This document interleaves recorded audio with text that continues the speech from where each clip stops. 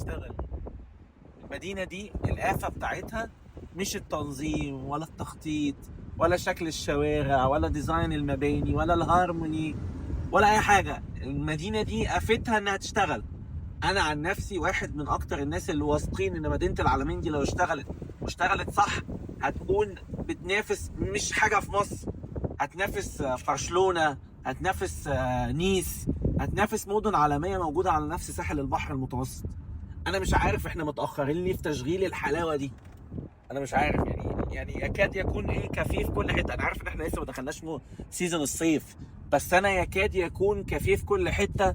ومش عارف عماره متسلمه و1000 لا، وبرج متسلم و10 لا. عندنا بتاع من 15 ل 18 برج على البحر، ده غير الداون تاون، ده غير مزارين بانواعها بقى، ايلاند وري وابارتمنت وهكذا.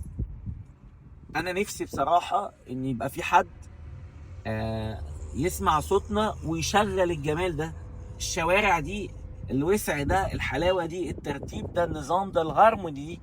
لو اشتغلت هتبقى عامله ازاي؟ والله هتبقى احلى من دبي.